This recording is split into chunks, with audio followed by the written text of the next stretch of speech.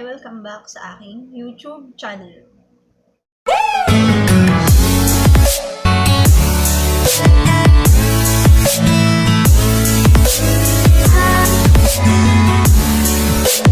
Guys, this is Jen Oliva, YouTube creator of Aljan's Vlogs. And kung bago ka pa lang sa channel ko, pindutin mo na ang aking subscribe button and the tiny bell para updated ka sa iba't ibang videos na aking i-upload. So ayan guys, for today's video is gagawa tayo ulit ng another tutorial about how to increase your subscribers and your views.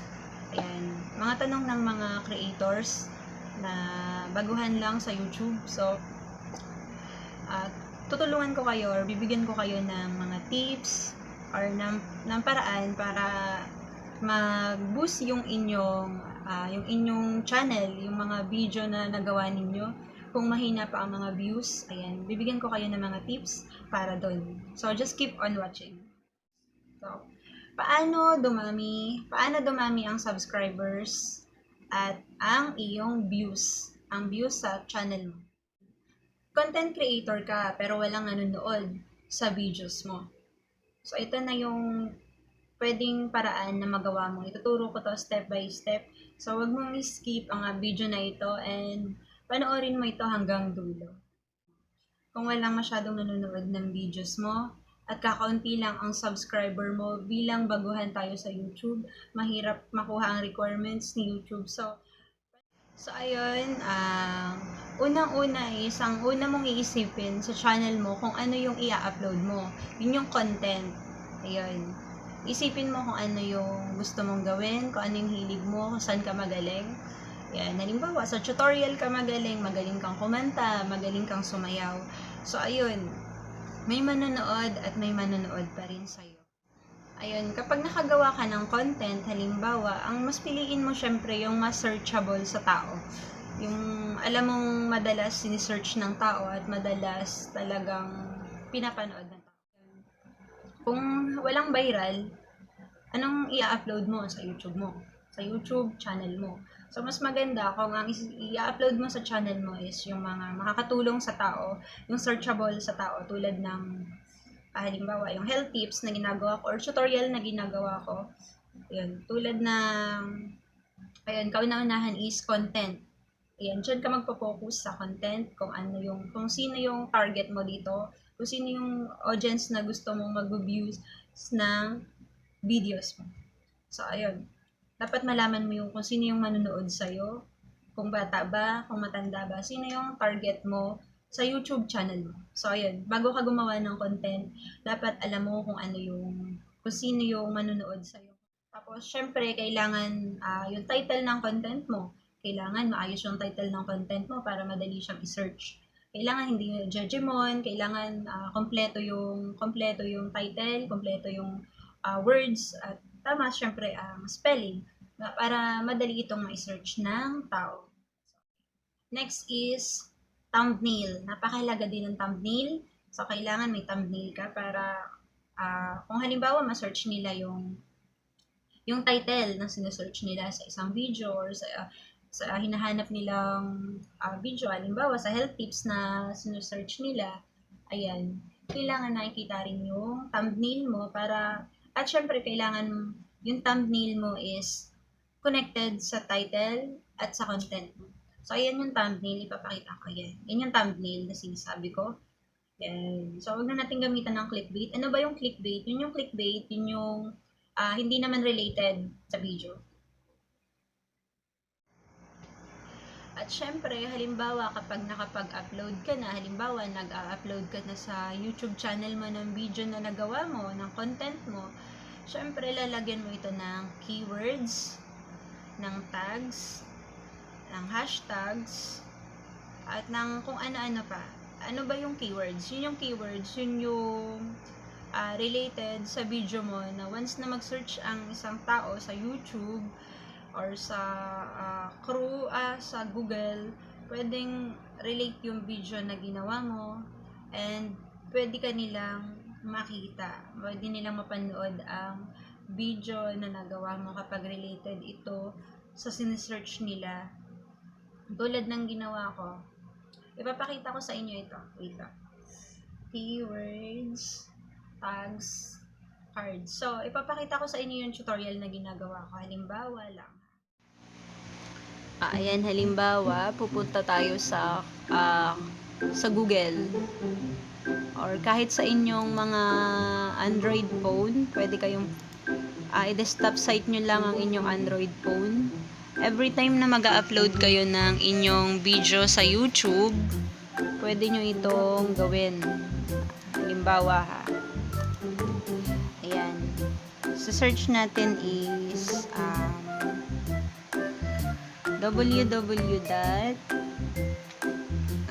keywordtool.io.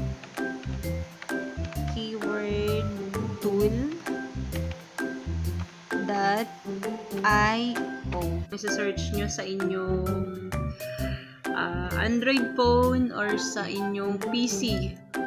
Keyword, stop site nyo ang inyong Android phone sa Chrome. Ayan, kung saan i-search natin. Halimbawa, ang topic natin ngayon is how to increase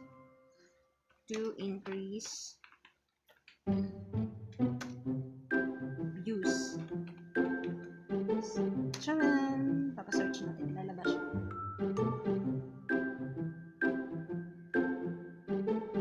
Lalabas yung mga related dyan.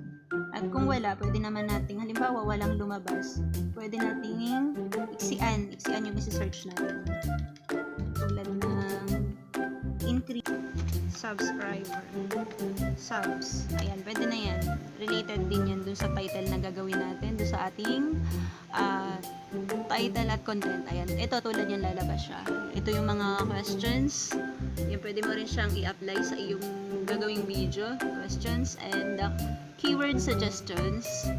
Ayan, increase subscribers. Nakita na, i-check nyo lang to. I-check.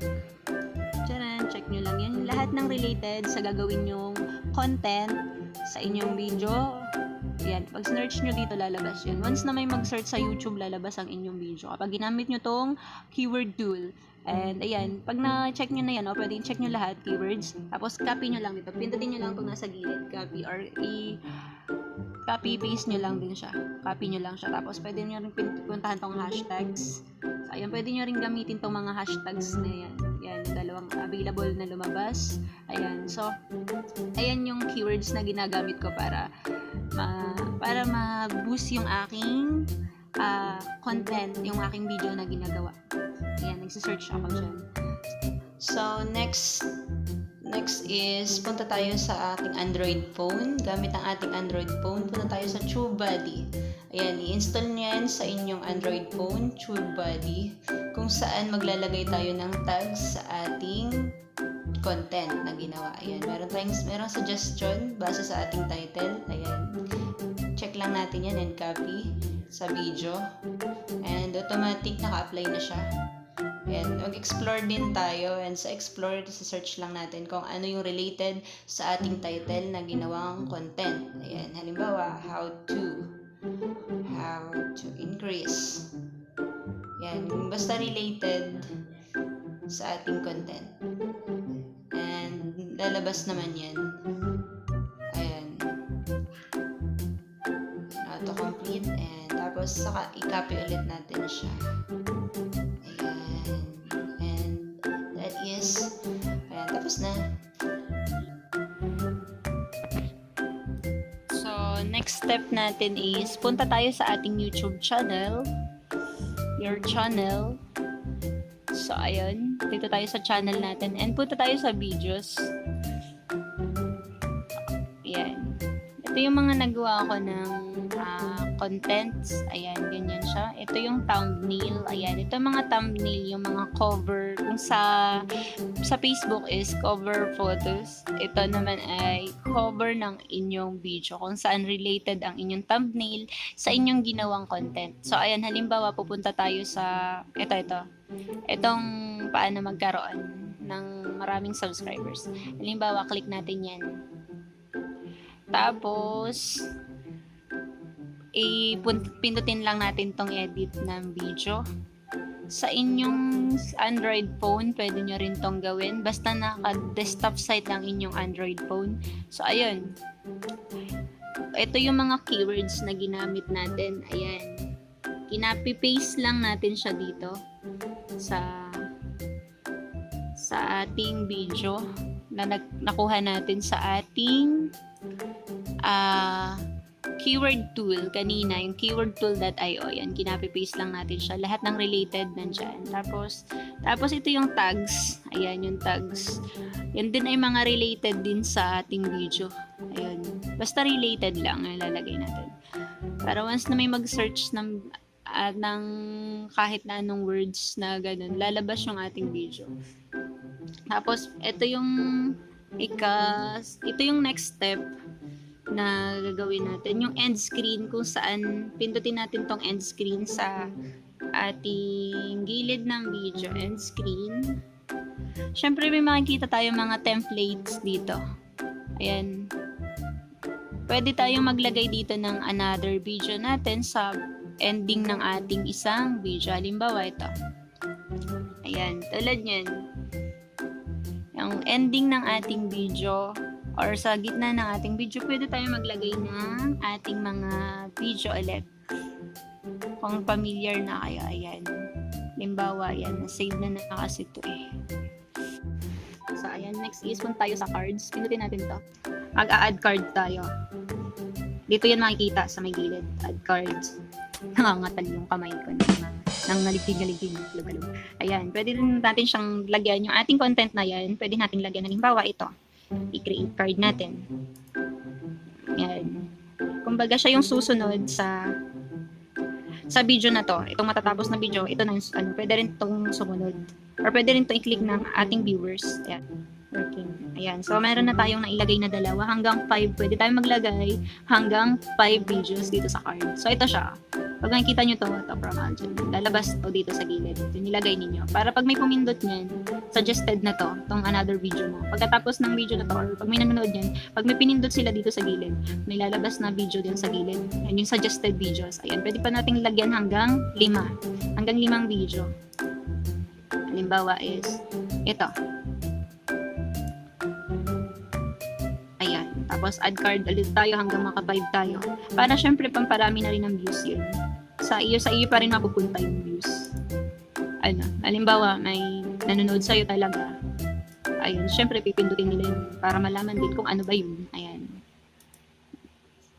Ayun. So, naka 5 na tayo. 5 of 5 na. Yan. All changes, save na siya. Ayan. Nakikita naman natin dito sa gilid. Save na siya. So, ayun.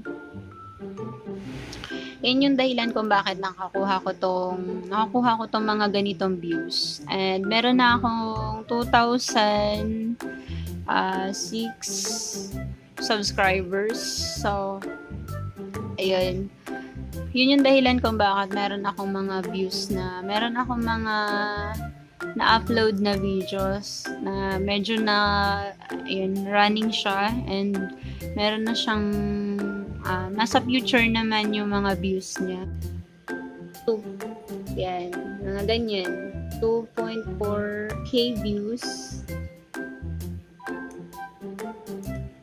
And this one is 21k views. This one is 4.9k views. 6.8k. Doon kasi sa keyword tool kasi maraming, doon ka makakarami ng words kasi maximum of 5,000 letters siya. So, ayun, may limit lang din. And sa tags naman, sa TubeBuddy,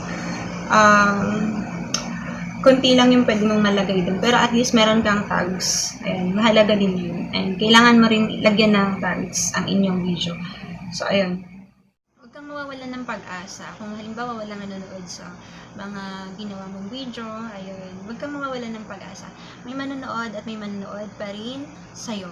So, ang gawin mo lang is mag-upload ka ng mga content na talagang searchable sa tao. Halimbawa, yung mga health tips, yan, mga ganyan, yung mga travel na ginagawa mo, or kung halimbawa marunong kang magluto, cooking tutorial, ayun. May manonood pa rin yun kasi sinesearch yun ng tao. Halimbawa, tutorial sa unboxing, ayan, yung mga ganyan, unboxing ng mga units, Ayan, may manonood niyan para sa mga specs, yung mga ganun. Iba't iba kasi ang gusto ng tao. Ayun. So, bilang bagong YouTuber ka, siguro wag mo na lang munang i-upload yung, halimbawa, ah, halimbawa is, buhay ko. Ayan, yung buhay mo. Ayun, sa'yo na muna yung, tungkol sa buhay mo. Halimbawa is, ayun, kasi pag YouTuber ka, bagong YouTuber ka lang, hindi pa tayo kilala, ayun, hindi tayo papanoorin ng tao, hindi pa sila interesado tungkol sa'yo. Ayun, so mas maganda para mag-boost yung channel mo is mag-upload ka ng mga content na talagang makakatulong sa tao, yung mga searchable. Ilan sa mga views ng aking video is yun yung ginagamitan ko ng mga keyword, yung mga tags and keywords. Yan. Kaya napakahalaga ng mga yung mga templates natin, yung cards na ginawa ko kanina sa tutorial ko. Ayan. So, hindi lang basta views yung kailangan natin doon. Hindi porket meron na tayong malalaking views, kikita na tayo at nagbo-boost yung ating channel. And, syempre, kailangan din ng viewer natin na tapusin yung video na ginawa natin or magstay sa video natin at least 3 to 5 minutes para ma-count sa ating watch hour na requirements ni YouTube. So, ayun. Ang requirements ni YouTube para ma-reach natin ang requirements is 1,000 subscribers and 4,000 watch hours. So, ayun. At yun lamang, sana nakatulong ang video na ito para sa mga bagong YouTuber na katulad ko. So, ayun, sana makatulong itong video na ginawa ko para magpatuloy-tuloy pa kayo sa inyong pag-vlog. Keep on vlogging and huwag kayong magsasawa na gumawa ng video. Huwag kayong mainip na matagal palang kumita dito sa YouTube at matagal ang paggawa ng video. Syempre, kailangan din natin ng effort. And gano'n naman talaga, kailangan nating magtiyaga, maghintay para makamit ang tagumpay. So, ayun. So, ayun lamang. Again, thank you for watching. Kung napanood mo ang video na ito, bigyan mo ako ng isang thumbs up, comment sa baba ng video ko, and subscribe. Click mo na rin ang aking tiny bell para sa iba't ibang videos na aking gagawin. Salamat, and God bless you all.